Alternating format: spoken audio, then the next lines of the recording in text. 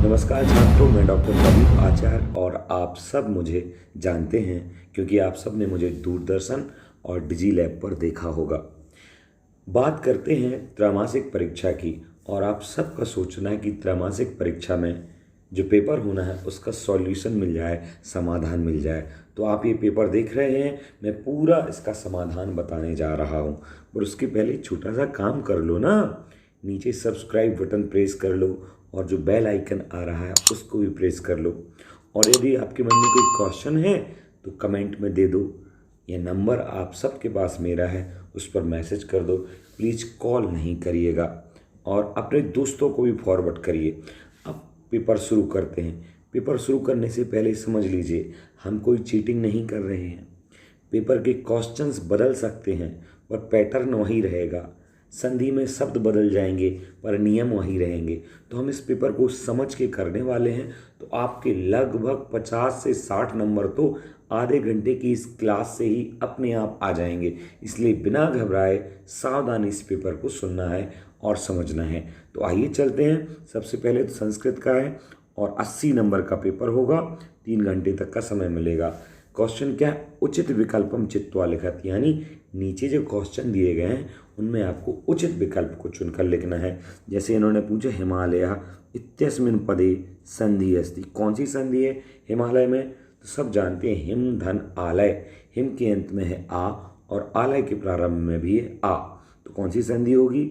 जब दोनों तरफ समान वर्ण हो, सवर्ण हो तो दीर्घ संधि होती, इसलिए इसका उत्तर होगा दीर्घ संधि। गुण क्यों नहीं है? क्योंकि गुण का नियम है कि पहले शब्द के अंत में होना चाहिए आ और दूसरी तरफ या तो ई हो या ऊ हो या फिर ओ हो, तो फिर गुण नहीं होगी। वृद्धि कहती है कि पहले शब्द के अंत में आ हो पर दूसरी तरफ ए ओ ऐ औ हो, तो वृद्धि भी नहीं होगी। दीर्घ ही बन रही है, व्यंजन तो है ही नहीं, क्योंकि हिम और आलय दोनों के प्रारंभ में आ है। दूसरा विद्यालय, बिल्कुल सेम जैसा उदाहरण ये है वैसे उदाहरण ये है। गुण क्यों नहीं होगी? क्योंकि गुण में दूसरी तरफ ई ऊ ए होना चाहिए।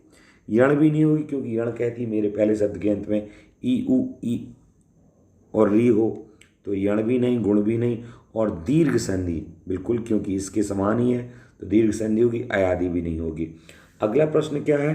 सूर्योदयः इत्यस्मिन् पदे संधि अस्ति। ये जो सूर्योदय शब्द है इसमें कौन सी संधि है? तो पहले तो आप देखो, सूर्य धन उदय, सूर्य के अंत में क्या है? आ और दूसरी तरफ क्या है? ऊ। तो आ और ऊ मिलकर ओ बनते हैं, तो सूर्योदय गुण संधि होती। पर आपको याद नहीं है तो आप याद रखो कि जैसे हमने लिखा पर धन उपकार, क्या बन जाता है? ये पर के अंत का आ और उपकार के प्रारंभ का ऊ परोपकार बन जाता है। और परोपकार एक गुण भी है, तो आप याद रख सकते हैं कि जैसे पर धन उपकार परोपकार और परोपकार एक गुण है, इसमें एक गुण संधि है। तो और कोई भी शब्द होगा जिसमें ओ की मात्रा बनेगी तो कौन सी संधि होगी? गुण संधि। इस प्रकार से दीर्घ भी नहीं, यण भी नहीं, अयादि भी नहीं, गुण हो गई। अगला प्रश्न, इत्युक्त्वा इत्यस्मिन् पदे संधि अस्ति। इत्युक्त्वा में कौन सी संधि है? तो इसमें दो शब्द हैं, इति धन उक्त्वा। अब इति का ई का बना दिया इन्होंने, ई ले लिया तो ये क्या बन गया? ई का आधाया, और आधेया में उक्त्वा का ऊ मिला तो ये बन गया यू, तो ये हो गया इत्युक्त्वा। इत्युक्ता में संधि है, गुण नहीं है, दीर्घ नहीं है, अयादि नहीं है, यण संधि है। जब भी आधा या के पहले आधा अक्षर हो, जब भी दो शब्द मिलें और उसमें या हो और उस या के पहले आधा अक्षर हो, तो आप समझ जाइए ज़्यादातर चांसेस यण संधि के। देखो इसमें या है और या के पहले आधा ता है, तो यण संधि है। अगला क्वेश्चन देखते हैं, मनः हरः। मनः हरः से इत्यस्य मेलनम भवति किम, क्या होगा इसका मेलन? तो मनोहरः, मनोहर, मनोहरः या फिर मनः हरः, क्या होगा? आप सब जानते हैं, बहुत सरल है। इसका आंसर होगा 3। देखो आप हो सकता है जल्दी जल्दी में मनोहर लगा दो, नहीं लगाना है, मनोहरा ही लगाना है, क्योंकि इसके अंत में भी विसर्ग है। तो आपको यहाँ भी ये नहीं चुन के यही चुनना है। तो पूरा पेपर ध्यान से करना है। अगला प्रश्न है, वृक्षस्य धन उपरि इत्यस्य संधिं कुरु। यहाँ पर वृक्ष की और उपरि, इसमें संधि करनी है। तो देखो वृक्षस्य के अंत में क्या है? कुछ छात्रों को या दिख रहा होगा, और जिनको या दिख रहा है कि या अंत में है वृक्षस्य के, मैं कह रहा हूँ वृक्षस्य शब्द के अंत में आ है।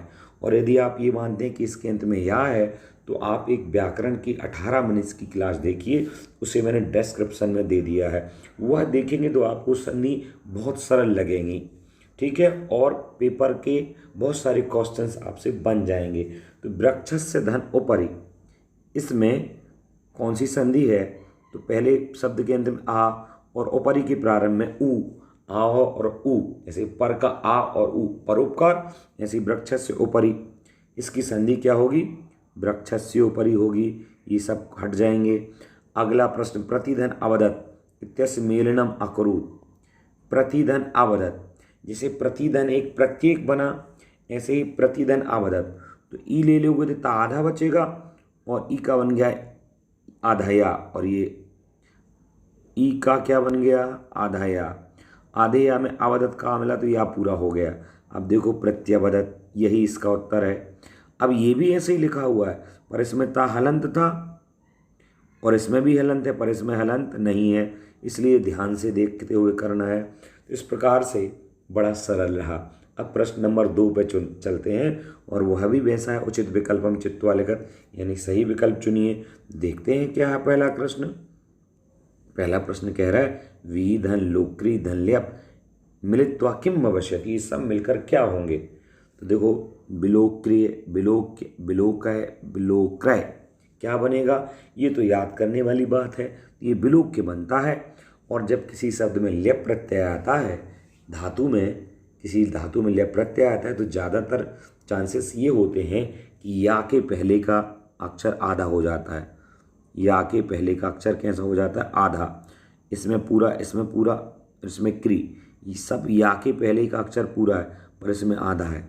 ये ज़्यादातर चांसेस ऐसे होते हैं, तो बिलोक के। अगला प्रश्न क्या है भाई? आधन गम धन ल्यप इति संयोगम क्रूत, इनका संयोग करना है। जैसे उसको किया था ऐसे इसको भी मिलाइए। आधन गम धन ल्यप, तो आगम्य, आगमय, आगमल्य कोपी नास्ति, तो आगमल्य ये तो बनेगा नहीं, आगमय ये भी नहीं बनेगा। मैंने बताया था या के पहले आधा अक्षर, तो ये इसका आंसर है आगम्य। अगला प्रश्न क्या है? लघुतमम इत्यस्य प्रकृति प्रत्ययम विभागम कुरुत। लघुतमम, इसको अलग अलग करो। तो तमम में कौन सा प्रत्यय है? तरप है, तमप है, तम है या तरप है? तरप है, पर यहाँ लघु लिख दिया इसलिए ऑप्शन नहीं है ना। तमप इसमें प्रत्यय है क्योंकि तमा है, तो ये है इसका आंसर 3। अगला देखते हैं। ये 3 2 बार लिख दिया है, तो आप इसको 2 ही लिखें, ऐसा मिस प्रिंट हो जाए यदि पेपर में तो। अगला प्रश्न देखते हैं। दो गुधुम इत्यस्य इत्यत्र प्रकृति प्रत्यय विभज्य लिखत, यहाँ पर प्रकृति प्रत्यय को अलग करके लिखना है। तो दो गुधुम में दो धातु है, और जब भी किसी क्रिया में आपको तुम ऐसा देखने को मिले अंत में तुम, तो आप समझ जाइएगा उसमें तुमुन प्रत्यय होता है, और तुमुन प्रत्यय ऐसा लिखा जाता है। लगभग वैसा ही आपको कोई और शब्द बदल के दिया जाएगा और कहा जाएगा प्रत्यय ढूंढो, तो आप इसको चुनना। ठीक है, तो इसका उत्तर हो जाएगा 2। अगला प्रदीप इत्यत्र उपसर्ग, प्रदीप इसमें उपसर्ग क्या है? 22 उपसर्ग होते हैं, प्रापरा उपसम आदि। ठीक है, और उपसर्ग आगे लगता है, ये ध्यान रखना है। जैसे प्रा इसमें उपसर्ग है पर परा उपसर्ग नहीं है। आप दीप भी सिलेक्ट ना करें क्योंकि दीप तो बाद में है ना, और उपसर्ग पहले होता है, तो इसमें प्रा उपसर्ग है। प्रद कोई उपसर्ग नहीं होता, 22 उपसर्ग होते हैं बस। अगला प्रश्न देखते हैं। लिखतम इत्यत्र कहा प्रत्यय, लिखतम यहाँ पर कौन सा प्रत्यय है? किता, कितम, इतम, तम, ये कोई प्रत्यय नहीं, ये भी कोई प्रत्यय नहीं, ये भी कोई प्रत्यय नहीं। किता एक प्रत्यय होता है, किता, अनियर, ल्यप, कित्वा, इस प्रकार से प्रत्यय पता होंगे तो आप सही चुन लोगे। अगला प्रश्न है। सा सुंदरी बालिका अस्ति इत्यत्र विशेषणम किम अस्ति, इस वाक्य में विशेषण शब्द कौन सा है? सा विशेषण है, सुंदरी विशेषण है, अस्ति या बालिका? तो विशेषण मतलब जो विशेषता बताए, और इस वाक्य में बात हो रही है बालिका की। बालिका की विशेषता है कि वो सुंदरी है, तो इसका उत्तर हो जाएगा 2, सुंदरी। आइए अगला प्रश्न देखते हैं। अधोलिखितानाम विकल्प सहायतया रिक्त स्थानानि पूरयत, नीचे लिखे इन शब्दों की सहायता से आपको ये खाली स्थान भरने हैं। तो आइए देखते हैं क्या है। यदा चंदना स्वपत्न्या काशी विश्वनाथ प्रति खालिस्तान विषय जानाति। खालिस्तान के विषय में जानता है। कौन जानता है? चंदन जानता है। तो काशी विश्वनाथ के प्रति जा रही है, एक कहानी है आपने सुनी होगी ये वाली। तो मल्लिका नाम की स्त्री जाती है, तो काशी विश्वनाथ जाएंगे किस लिए? घूमने, देखने या धर्म की यात्रा के लिए। तो इसमें धर्म की यात्रा के लिए वो जाती है, इसलिए यहाँ पर ये आ जाएगा। दूसरा, इस प्रकार से आपको समझ के खालिस्तान भरना है। जैसे जब वह जानता है चंदन की मेरी पत्नी जा रही, तो वह क्रोधता ना भाव, अर्थात गुस्सा ना हो करके तस्या पत्नी तम खालिस्तान तम कथित्वा, क्या कहते हो, सखी विषय भ्रमणाएं गच्छति, कुछ कह कर के जाती है कि मैं जा रही हूँ, तो घर की व्यवस्थाओं का काम करके जाती है। तो कहती, इसमें आ जाएगा गृह व्यवस्था। यही इस प्रकार से अस्याः यात्रायाः कृते खालिस्थान कुर्वन् कथयति। अब तस्याः यात्रायाः कृते, अब वो चली जाती है, तो चंदन क्या कहता है? तुम्हारी यात्रा खालिस्थान कुर्वन् मंगल कामनाम कुर्बन कथयति, कि मंगल कामनाम कुर्बन, या मंगल कामनाम कुर्बन की जगह कल्याणकारिणः, ऐसे भी कह सकते, कल्याणकारिणः मंगल कामनाम कुर्बन, मंगल कामनाम कुर्बन कथयति, कहता है कि तब मार्गास्य वा। तो यहाँ पर मंगल कामनाम की जगह क्या आ जाएगा? मंगल कामनाम ही रहेगा। और यहाँ पर शिव अर्थात कल्याणकारी, शिव का मतलब कल्याणकारी होता है, तो यहाँ पर कल्याणकारी आ जाएगा।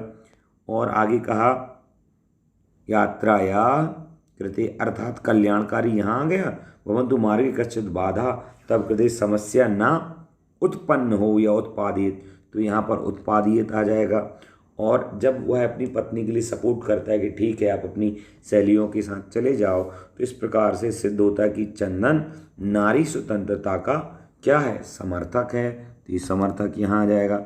इस प्रकार से कहानी को समझोगे, सुनोगे, तो खालिस्तान भी बन जाएंगे। हो सकता है पेपर में कुछ और खालिस्तान आ जाए। मैंने पहले ही कहा है 50 से 60 नंबर के बीच इस पेपर में से आने की संभावना बन सकती है। अगला देखते हैं क्या है। उचित विकल्पम चित्वा लिखत, मतलब वर्ण, फिर से क्वेश्चन ये, वर्ण संख्या अस्ति, जो स्वर और व्यंजन कुल मिला के जो वर्ण होते हैं उनकी संख्या कितनी है? 42, 33, 40 या 9। तो आप सब जानते हैं 9 हैं स्वर और 33 हैं व्यंजन। इन दोनों को मिला के कितना बनता है? 42। तो इसका उत्तर होगा 42, क्योंकि वर्ण में स्वर और व्यंजन दोनों आते हैं। स्वर संख्या अस्ति, स्वर कितने हैं? स्वर सब आप जानते हैं कि स्वर हैं 9। माहेश्वरी सूत्राणी कितने हैं? तो जानते हैं 14, आयोण ऋलिक आदि, मैंने क्लास में भी बताया। इसके बाद ई इत्यस्य सुरस्य उच्चारण स्थान में मिसप्रिंट हुआ, उच्चारण स्थान पूछा है। उच्चारण स्थान का मतलब है ई को कहाँ से बोला जाता है।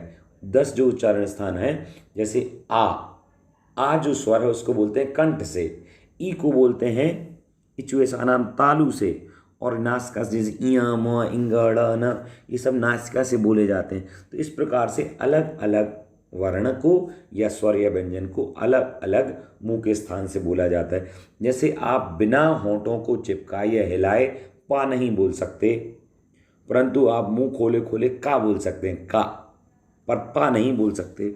तो ये अलग अलग शब्द के जो वर्ण हैं वो अलग अलग स्थानों से बोले जाते हैं। तो ई को कहाँ से बोला जाएगा? तालु से। ठीक है, अब आगे चलते हैं। अगला प्रश्न क्या है? कटु इत्यस्य विलोम पदम अस्ति। कटु इसका विलोम पद क्या है? क्योंकि विपरीत शब्द या पर्यायवाची भी पूछे जा सकते हैं। तो कटु मतलब कड़वा, इसका उल्टा क्या होगा? मधुरम, सत्यम, कड़वा या नीरस। तो इसका उल्टा होगा मधुरम, कड़वा का उल्टा मीठा, सत्य कड़वा या नीरस नहीं होगा। अब विभक्ति पूछ रहे हैं, रामस्य इत्यत्र का विभक्ति, राम शब्द में कौन सी विभक्ति है? राम शब्द के रूप की भी मैं आपको एक लिंक दे दूंगा डिस्क्रिप्शन में, तो आप उसको भी अच्छे से सुनो, गीत के रूप में तो याद हो जाएगी। तो कह रहे हैं रामस्य इत्यत्र का विभक्ति अस्ति, रामस्य में षष्ठी विभक्ति है, स्पष्ट है। अगला प्रश्न, का स्तंभे पदानि, खा स्तंभे तेषां पर्याय पदानि दत्तानि चित्वा पदानाम समक्षे लिखत। यानी क्या हुआ है इसमें पता है आपको? एक स्तंभ में दूसरा शब्द लिखा है, तो दूसरी तरफ उसका पर्याय शब्द लिखा है। या फिर उसका जोड़ीदार लिखा है, तो आपको जोड़ी मिलानी है, एक तरह से यूँ समझ लीजिए। तो आइए देखते हैं कैसे जोड़ी मिलाना है। देखो, सरस्वती, सरस्वती मतलब शारदा माता। सरस्वती को और क्या कहते हैं? तो सरस्वती को वाणी कहते हैं। फिर आम्र, आम्र मतलब क्या होता है? आम, इसको रसाला कहते हैं। फिर आया पवन, पवन को और क्या कहते हैं? तो पवन को वाणी नहीं कह के समीर कहते हैं, वायु कहते हैं। तटे, तट मतलब किनारा, किनारे को क्या कहते हैं? तीरे कहते हैं। आया उपसर्ग, उपसर्ग के कितने होते हैं? संख्या देखो 22। और तत्पुरुष क्या है? एक समास है। इस प्रकार से जोड़ी बन गई। अगला प्रश्न देखते हैं। आपको जोड़ी बदल के भी आ सकती है लगभग लगभग। बोले एक शब्द में उत्तर, एक पदेन मतलब एक शब्द में उत्तर दीजिए। कभी काम संबोधयति, जो पहला पाठ था उसमें कभी माँ सरस्वती को कुछ कहता है, तो किसको कहता है? तो यहाँ पर उत्तर था सरस्वतीम या फिर वाणीम, वाणीम कथयति। अगला प्रश्न है, कभी वाणीम काम बाधितुम प्रार्थयति, कभी वाणी को क्या, वाणी मतलब वही वाणी को, सरस्वती को क्या बजाने के लिए कहता है? तो कभी वाणी को वीणाम, किम वीणाम बाधितुम। जिस विभक्ति में प्रश्न पूछा उसी विभक्ति में उत्तर लिखना है। तो आप वीणा में बिंदी रखो या बाद में आधा माँ रख दो, दोनों में से कोई भी। आधा माँ लिखोगे ज़्यादा अच्छा है। तो इस प्रकार से ये एक पद के हुए। अब आपको पूर्ण वाक्य में भी उत्तर देना है और प्रश्न दिए हैं 7, आपको करने हैं 6। प्रत्येक प्रश्न 2 नंबर का है। आइए देखते हैं पहला प्रश्न। कभी वाणीम किम कथयति, निनादय नवीना वाले पाठ में कभी वाणी को, यहाँ द्वितीय है, क्या कहता है? तो वो कहता है निनादय नवीना मये वाणी वीणा, निनादय नवीना मये वाणी वीणा, ऐसे कहता है। दूसरा प्रश्न, निर्धनाया वृद्धाया दुहिता कीदृशी आसीत, मतलब उस गरीब बूढ़ी औरत की, दुहिता मतलब पुत्री, कीदृशी आसीत कैसी थी? तो आप कीदृशी की जगह लिखे हुए पूरा प्रश्न उतारेंगे ज्यों का त्यों, कीदृशी की जगह उत्तर लिखेंगे और इस क्वेश्चन मार्क की जगह फुल पूर्ण विराम लगाएंगे। तो कीदृशी की जगह क्या लिखना है? वो जो लड़की थी वो मनोहरा थी, विनम्रा थी, है ना, विनम्र थी और मनोहर थी। तो स्त्री के लिए विशेषण में आया है, तो मनोहर का मनोहरा और विनम्र का विनम्रा।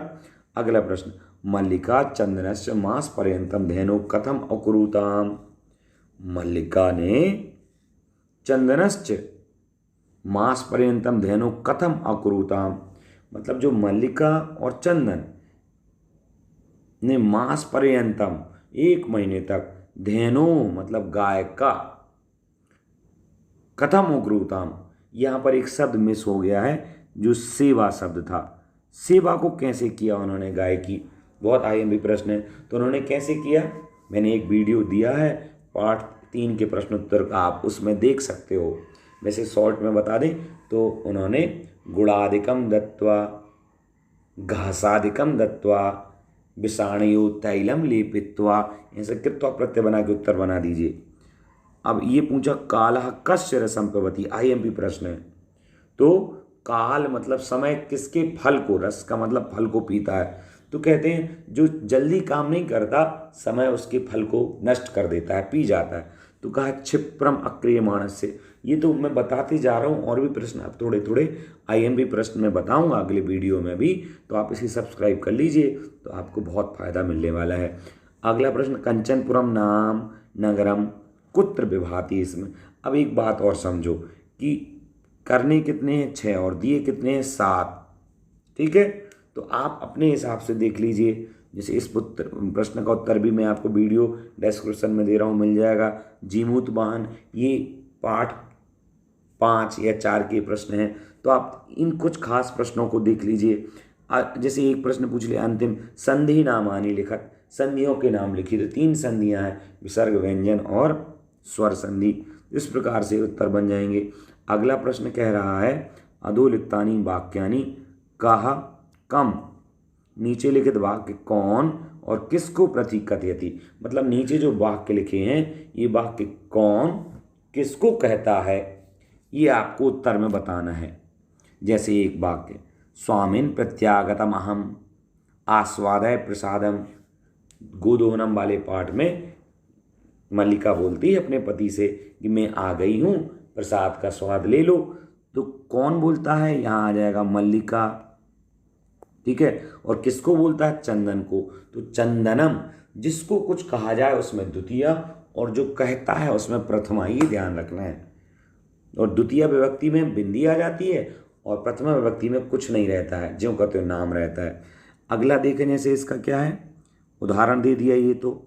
अब प्रश्न देखते हैं, तो कह रहे हैं धन्यवाद मातुल यामी अधुना, धन्यवाद मामा मैं जाती हूँ अब। ऐसा किसने बोला था उस पाठ में, तो उमा ने बोला था। तो उमा चंदन को मतलब द्वितीय, चंदन को बोला था। तो आप चंदना नहीं लिख सकते, गलत हो जाएगा, आपको लिखना पड़ेगा चंदनम। ऐसे ही त्रिसेटकमितम दुग्धम शोभनम व्यवस्थाम भविष्यति, त्रिसेटकमितम दुग्धम मतलब 30 लीटर दूध, अच्छा है, व्यवस्था हो जाएगी। ये किसने बोला, चंदन ने बोला। किसको बोला, उमा। तो उमाम लिखना पड़ेगा आपको। मूल्यम तो दुग्धम विक्रिय एव दातुम शक्यते, मूल्य तो दूध को बेचकर ही दूंगा या दे सकता हूँ। ऐसा किसने बोला, कुंभकार के पास जब वो मटके लेने गए तो उसने कहा पैसे दे दो, मटके ले जाओ। तो चंदन बोलता है कि पैसे तो मैं दूध बेचकर ही दूंगा। तो यहाँ पर क्या आएगा, चंदन ने बोला। किसको बोला, कुंभकारम या देवेशम, ठीक है। अगला प्रश्न देखते हैं, स्थूल पदान्यधिकृत्य प्रश्न निर्माणम कुरुत, यानी ये लाइन लिखी है और इसमें एक शब्द, एक पद यानी एक शब्द स्थूल पदान्यधिकृत्य, तो इसमें एक पद ऐसा है जो कैसा है, स्थूल है, काला है, अंडरलाइन है, रेखांकित है। तो इनको आधार बना के आपको प्रश्न बनाना है। जैसे एक वाक्य लिखा, ग्रामे निर्धना स्त्री अवसत, गांव में निर्धन स्त्री रहती थी। तो आपको प्रश्न ऐसा बनाना है जिसका उत्तर क्या हो, निर्धना। तो कैसे बनाओगे, ग्रामे कीदृशी स्त्री, कैसी स्त्री रहती थी, तो अपने आप उत्तर होगा निर्धना। आगे जैसे स्वर्ण काकम निवारयंती बालिका प्रार्थयत, तो स्वर्ण के कौए को दूर करते हुए बालिका ने प्रार्थना की। तो क्वेश्चन इसको आधार बना के बनाना है। तो किसको दूर करती हुई बालिका ने प्रार्थना की, तो किसको के लिए क्या शब्द आता है, कम, द्वितीय विभक्ति कम। तो यहाँ जाएगा कम निवारयंती बालिका प्रार्थयत। आगे सूर्योदयात पूर्वम एक बालिका तत्रोपस्थिता, मतलब सूर्योदय से पहले ही बालिका वहाँ गई। किससे पहले, तो कस्मात पूर्वम, ऐसा बन जाएगा कस्मात पूर्वम। तो सूर्योदयात पूर्वम ऐसे बनेगा। पंचमी विभक्ति में ये सरल होते हैं, जिस विभक्ति में क्वेश्चन आंसर दिया है उसी विभक्ति में का क्वेश्चन बना दो। अगला प्रश्न क्या है, गद्यांशम पठित्वा उत्तरम लिखत, नीचे जो गद्यांश दिया है इसको पढ़कर उत्तर लिखना है। पुरा कस्मिंचित् ग्रामे एका निर्धना वृद्धि निवसत तस्य च एका दुहिता विनम्रा मनोहरा आसीत्। देखो कुछ क्वेश्चन इसको पढ़ोगे तो इसी के, तो कुछ क्वेश्चन पेपर में है, ऐसे हो जाता है। तो देखो अब ये बड़े सरल प्रश्न हैं, आप सुनिए और करिएगा, क्योंकि इसका तो वीडियो भी डला हुआ है, मैं डिस्क्रिप्शन में और डाल दूंगा। तो निर्धना कुत्र बसती, इसमें कहाँ रहती थी, तो ग्रामे। तो आपको पूरा आंसर लिखना है। तो निर्धना कुत्र की जगह लिखो ग्रामे और पूर्ण विराम लगाओ। इसमें वृद्धा कीदृशी आसीत, वृद्धा कैसी थी, तो वृद्धा यहाँ पर आ जाएगा निर्धना आसीत, ठीक है। वृद्धा कीदृशी आसीत, तो वृद्धा निर्धना आसीत। अगला जो है वो क्या कह रहा है प्रश्न, मनोहरा का आसीत, मन को हरने वाली कौन थी, तो यहाँ दिया है ना, विनम्रा मनोहरा आसीत दुहिता, मतलब वह पुत्री विनम्रा मनोहरा आसीत। आगे प्रश्न इसका और बन सकता है, माता स्थौल्याम कान निक्षेप पुत्रियां मदिशत, माता ने थाली में क्या रख करके पुत्री को आदेश दिया, तो कान, तंडुलान। सूर्यातपे इत्यत्र का संधि, सूर्यातप में कौन सी संधि है, तो मैंने बताया सूर्य धन आतपे दीर्घ संधि है। अगला देखो, अब यहाँ पर श्लोक दे दिया है इन्होंने और कहा है पद्यांश, मतलब श्लोक को पढ़ करके उत्तर दीजिए। प्रिय वाक्य प्रदान सर्वे तुष्यंति जंतवा तस्मात् तदेव वक्तव्यम, वचने का दरिद्रता। सरल श्लोक है, हो सकता है आपकी पाठ पुस्तक का थोड़ा सा कठिन श्लोक भी आ सकता है, तो आपको अर्थ निकालना आना चाहिए। जैसे प्रिय वाक्य प्रदान करने से सभी संतुष्ट हो जाते हैं, कौन, जंतवा, सभी जंतु संतुष्ट हो जाते हैं। तस्मात् तदेव वक्तव्यम, इसलिए वैसा ही बोलना चाहिए। बचने का दरिद्रता अर्थात वाणी में, सप्तमी विभक्ति बचने में। तो वाणी में कौन सी गरीबी, मतलब ऐसे शब्द मत बोलो जैसे आपके पास अच्छे शब्द ही नहीं हैं, ऐसे शब्द बोलो जिससे लोग संतुष्ट हो जाएं। ठीक है, अब प्रश्न समझते हैं। प्रिय वाक्य प्रदानेन के तुष्यन्ति, कौन संतुष्ट हो जाते हैं, तो जन्तवः संतुष्टन्ति। अगला इसी का प्रश्न है, कथम वक्तव्यम, कैसा बोलना चाहिए, तो कह रहे हैं प्रियम वक्तव्यम, प्रिय बोलना चाहिए। कथम की जगह क्या आ जाएगा, प्रियम वक्तव्यम। अगला प्रश्न देखेंगे, तो दरिद्रता कुत्र न भवितव्या, दरिद्रता कहाँ नहीं होनी चाहिए, तो वचने न भवितव्या। वचने इत्यत्र काव्य विभक्ति सब जानते हैं, सप्तमी, इस प्रकार से विभक्ति हो गई। अब पाठ्य पुस्तक के श्लोक दो श्लोक भी आपको याद करके लिखने हैं, तो आप बिल्कुल लिख लीजिए, बहुत सरल हैं। ठीक है, कोई भी 2 सरल श्लोक याद कर लीजिएगा, कम से कम 4 याद कीजिए, क्योंकि अगर वही श्लोक आपकी पुस्तक पेपर में आ गया तो आप वो नहीं लिख सकते, आपको वो श्लोक लिखना है जो पेपर में नहीं आए हैं, नहीं तो नंबर नहीं मिलेंगे। तो 2 श्लोक लिखना है यहाँ पर। फिर रुग्णताया कारणम अवकाश प्राप्त के प्रधानाचार्य प्रतिलिख, एक आपको अवकाश प्राप्ति के लिए एक रुग्णता का कारण बताते हुए, मतलब बीमारी का कारण बताते हुए एक पत्र लिखना है। ठीक है ना, पत्र मतलब आवेदन पत्र लिखना है। अब ये आवेदन पत्र लिखना कैसे लिखा जाता है, कौन सा शब्द कहाँ आएगा, ये मैं आपको एक वीडियो अलग से बना के दिखा दूंगा। अभी तो आप चित्र में देख लीजिए कि ऐसे एप्लीकेशन लिखी जाती है अगर आप ठीक नहीं हो, कोई रोग हो गया, बुखार हो गया। तो अगला ये कह रहे हैं कि इस पद्यांश को पढ़ करके क्या करना है, उत्तर देना है। तो पढ़ो एक बार और उत्तर देना है। जैसे थोड़ा सा पढ़ते हैं, उत्साह, उदासीनता, निराशो चेति, तिस्रा, मनसा अवस्था, ये सब मन की अवस्थाएं हैं। शिव वह सदा उत्साहशीला इति विदितम एव, युवान अभिप्रायेण उत्साहशीला, सभी लोग उत्साहशील हैं, युवान अपि, युवा भी उत्साहशील हैं, अनेके वृद्धापि तथैव, बूढ़े भी वैसे ही उत्साहशील हैं। वैसा उत्साह से नास्ति संबंधा, वया मतलब आयु, आयु का उत्साह का कोई संबंध नहीं है। उत्साह मानव से सहज स्वभाव, उत्साह मानव का सहज स्वभाव है। सा मनसा शरीर से विकासाय भवति, और वह मन के और शरीर के विकास से होता है। शिशु उत्साहेन सर्वम गृहीतुम, शिशु ने उत्साह से सब कुछ ग्रहण करने के लिए। सर्वे सह खादितुम, सभी के साथ खाने के लिए। सर्वे सह खेलितुम, सभी के साथ खेलने के लिए। प्रवर्तते मतलब जो छोटा बच्चा होता है वो सभी के साथ उत्साह के साथ खेलने के लिए बात करता है। प्रतिबंधे कृति रोदति, और यदि रोकते हो तो रोने लगता है। उपहासी कृति क्रोधम प्रकटयति, अगर उसकी हंसी उड़ाते हो तो वो क्रोध दिखाता है। किंतु निराश होना भवति, किंतु वह बालक निराश नहीं होता, हार नहीं मानता। ये भाव था। अब इसके प्रश्नोत्तर देखें, मान लो तो शिशु उपहासीकृते किम करोति, शिशु उपहासीकृत रोदति, मनसा कति अवस्था सन्ति, तो देखो यहाँ पर आया है मनसा कति अवस्था सन्ति, ये मन से भी इसका आंसर लिख सकते हैं, इसी में से ही ढूंढ के लिखना है। मनसा कति अवस्था, तो बहवा, और मैंने पूर्ण वाक्य अनुत्तरत के उत्साहशीला भवन्ति, तो यहाँ पर बहुत सारे लोगों के नाम दिए हैं, जैसे शिशुवाहा, उत्साहशीला, वृद्धा, ये सारे लोग उत्साहशील होते हैं। तो शिशुवा, वृद्धा, युवाना, सब उसमें आ जाएगा। प्रश्न 15 क्या है, कमपि एकम विषयम आदत्त निबंधम लिखतु, किसी एक विषय को आधार बना के निबंध लिखना है। सभी में 2-2 लाइनें लिखनी है। मान लो आप दूरदर्शन पर लिख रहे हैं तो केवल दूरदर्शन पे लिखो, छात्र जीवन पे लिख रहे हैं तो छात्र जीवन पे लिखो, और पॉइंट बाय पॉइंट लिखते जाओ। निबंध कैसे लिखना है, कैसे याद करना है, ये भी मैं आपको बताऊंगा, डिस्क्रिप्शन में उसका लिंक दे दूंगा धीरे धीरे, पर आप भी मेहनत करते रहिएगा, और कोई समस्या हो तो मुझे बताइएगा। आज के लिए इतना ही काफ़ी है, पुनः मिलेंगे, नमस्कार।